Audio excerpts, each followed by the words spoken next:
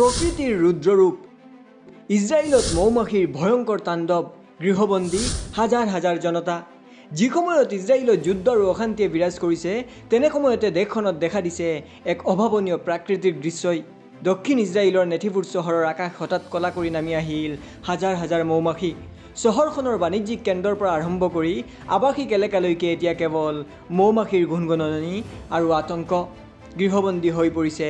লাখ লাখ জনতা মৌমাখিৰ আক্ৰমণৰ পৰা বাচিবলৈ চহৰখনৰ প্ৰশাসনে জৰুৰীকালীন সতৰ্কবাণী জাৰি কৰিছে স্থানীয় বাসিন্দাসকলক ঘৰৰ পৰা নোলাবলৈ আৰু ঘৰৰ দুৱাৰ খিৰিকী সম্পূৰ্ণৰূপে বন্ধ ৰাখিবলৈ নিৰ্দেশ দিয়া হৈছে বাণিজ্যিক কেন্দ্ৰত ওলমিছে তলা নেটিভুটৰ মূল বাণিজ্যিক কেন্দ্ৰ আৰু শ্বপিং মলসমূহ মৌমাখিয়ে সম্পূৰ্ণৰূপে আগুৰি ধৰিছে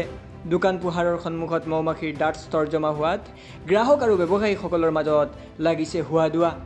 পৰিবহণত আহি পৰিছে বাধা ৰাজপথত থকা বাহনৰ লগতে আনকি সামৰিক বিমানৰ ইঞ্জিনৰ অংশটো হাজাৰ হাজাৰ মৌমাখি বহি পৰাত বিমান উৰণতো সৃষ্টি হৈছে বাধাৰ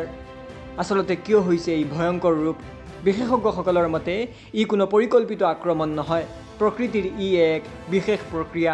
যাক স্বাৰ্মিং বুলি কোৱা হয় তাৰ বাবে এই পৰিঘটনা ঘটিছে বসন্ত ঋতুত যেতিয়া এটা মৌচাকত মৌমাখিৰ সংখ্যা অতিমাত্ৰা বৃদ্ধি পায় তেতিয়া ৰাণী মৌজনীয়ে হাজাৰ হাজাৰ শ্ৰমিক মৌমাখি লগত লৈ নতুন বাসস্থান বিচাৰি ওলাই আহে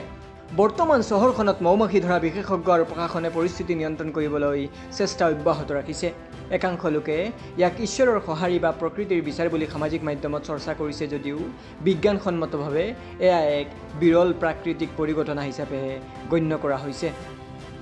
news desk report total story